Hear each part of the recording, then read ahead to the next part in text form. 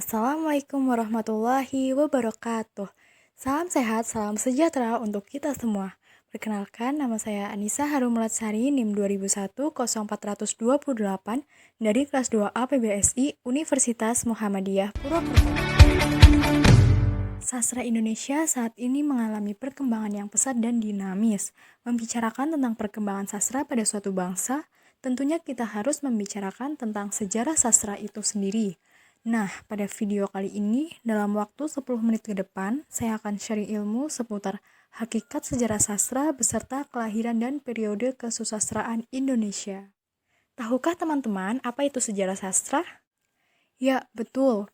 Pengertian dari sejarah sastra adalah sebuah pengetahuan yang mencakup uraian deskriptif tentang fungsi sastra dalam masyarakat, riwayat para sastrawan, riwayat pendidikan sastra, sejarah munculnya genre-genre sastra, kritik sastra, perbandingan gaya, dan yang terakhir adalah ilmu yang membahas tentang perkembangan kesusastraan. Jadi, sejarah sastra ini merupakan bagian dari ilmu sastra, dan ilmu sastra adalah ilmu yang mempelajari tentang sastra dan berbagai permasalahan di dalamnya. Lalu, apa sih fungsi dari sejarah sastra itu? Secara garis besar, terdapat 3 fungsi utama dalam menggali sejarah sastra, baik yang bersifat global maupun lokal. Berikut ketiga fungsi tersebut diantaranya yaitu 1.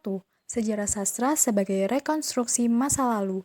2. Sejarah sastra sebagai catatan pengaruh karya sastra pada pembaca. Dan 3. Sejarah sastra sebagai ilmu bantu bagi pemaknaan sastra. Setelah pengertian dan fungsi dari sejarah sastra yang telah disebutkan di atas, tentunya sejarah sastra juga memiliki kedudukan dan cakupannya sendiri. Nah, ruang cakupan sejarah sastra ini dapat terbilang cukup luas. Antara lain, ada sejarah sastra suatu bangsa, sejarah sastra suatu daerah, sejarah sastra suatu kesatuan kebudayaan, serta ada juga sejarah sastra jenis karya sastra. Sedangkan untuk kedudukannya adalah sebagai berikut.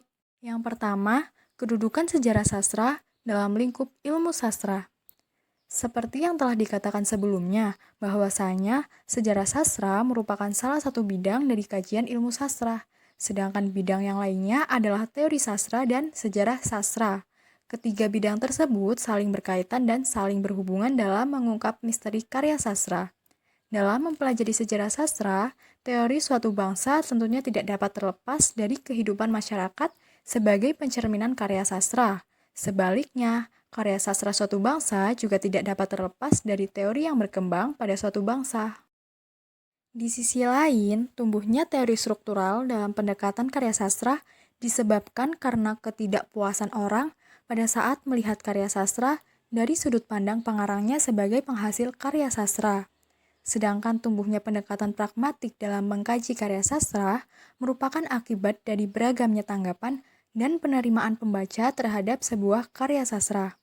Dengan sedikit contoh tersebut, pastinya dapat terlihat ya bahwa ketiga bidang kajian itu terangkum dalam satu disiplin ilmu yaitu ilmu sastra. Jadi, demikianlah lingkup sejarah sastra di dalam lingkup ilmu sastra. Lalu kedudukan yang kedua adalah kedudukan sastra Indonesia dalam lingkup sejarah sastra. Kedudukan sastra Indonesia juga tidak dapat terlepas dari sejarah perkembangan bahasa sebagai sarana penyajian sastra. Singkatnya, dengan bahasa sebagai alat pemersatu bangsa, para pemuda pelajar pada saat itu mengadakan ikrar bersama yang dikenal dengan peristiwa Sumpah Pemuda pada tanggal 28 Oktober tahun 1928. Salah satu ikrarnya berbunyi, pemakaian satu bahasa bagi bangsa Indonesia yaitu bahasa Indonesia. Nah, sejalan dengan perkembangan bahasa tersebut, maka berkembang pula kesusastraan di Indonesia. Sehingga demikianlah kedudukan dan cakupan dari sejarah sastra. Berikut juga terdapat 2 kesan pokok terkait dengan pandangan dalam penulisan sejarah sastra. Di antaranya adalah 1. Sejarah sastra dipandang sebagai salah satu bidang kajian sejarah umum. Dan 2. Sejarah sastra dipandang sebagai bidang kajian sastra. Perlu diketahui bersama bahwasanya di dalam sejarah sastra juga terdapat problematika dalam penulisan sejarah sastra. Problematika tersebut contohnya seperti kesulitan yang pertama yaitu berupa kerumitan dalam penulisan sejarah sastra yang disebabkan karena adanya batasan atau pengertian sastra Indonesia yang sangat kabur.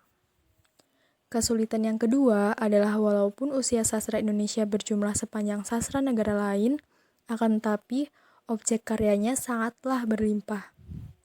Nah, selain dari dua kesulitan di atas, juga terdapat kesulitan yang lain, yaitu adanya objek sastra selain karya sastra yang berupa jenis-jenis atau genre sastra seperti puisi, prosa dan drama, serta meliputi objek-objek lain yang sangat luas, meliputi pengarang, penerbit, pembaca, pengajaran, apresiasi, esai, dan penelitian.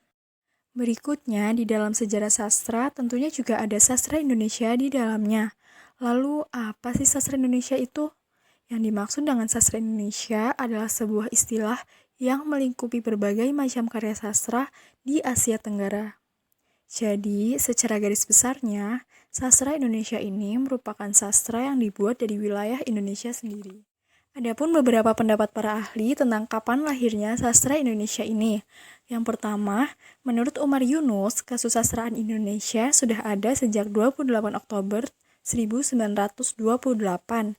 Yang kedua, menurut Aji Prosidi, kesusastraan Indonesia lahir sejak tahun 1922. Yang ketiga, menurut Theo, kesusastraan Indonesia lahir pada tahun 1920-an. Yang keempat, menurut Slamet Mulyana, kesusastraan Indonesia lahir pada masa kemerdekaan setelah mempunyai bahasa yang resmi sebagai bahasa negara, yaitu pada tahun 1945. Nah, sedangkan menurut pendapat lain, kesusastraan Indonesia ini lahir pada tahun 1920 dengan alasan karena pada saat itu novel Mirari Siregar yang berjudul Azab dan Sengsara merupakan karya penulis Indonesia yang pertama kali terbit di Indonesia dengan menggunakan bahasa Indonesia. Teman-teman juga harus tahu nih, bahwa di dalam perjalanan sejarah sastra terdapat juga periodisasi dan angkatan sastra yang dapat membantu kita untuk mengetahui proses perkembangan dari sebuah sastra ini. Berikut pengertian dari periodisasi sastra. Periodisasi sastra adalah pembabakan waktu terhadap perkembangan sastra yang ditandai dengan ciri-ciri tertentu. Berikut pembagian dari periode sastra tersebut. 1. Sastra periode 1850 hingga 1933.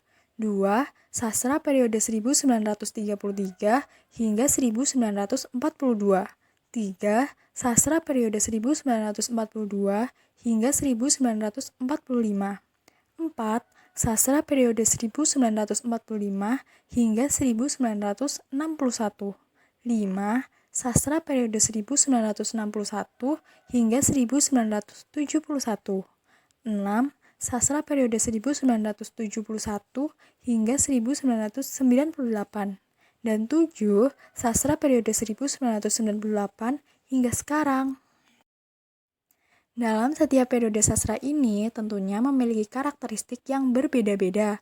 Contohnya seperti pada angkatan Balai Pustaka, yaitu pada periode 1850 hingga 1933, karya sastranya membahas tentang kisah-kisah pergulatan antara adat, tradisi, dan agama yang terasa begitu kental. Sedangkan pada kesusastraan angkatan Pujangga Baru, yaitu pada periode 1933 hingga 1942, karya-karyanya ternyata lebih membahas tentang berbagai persoalan terkait dengan hubungan manusia sebagai masyarakat maupun individu. Demikianlah yang dapat saya sampaikan. Apabila ada kesalahan dan kekurangan dalam penyampaian materi, saya memohon maaf yang sebesar-besarnya. Terima kasih. Wassalamualaikum warahmatullahi wabarakatuh.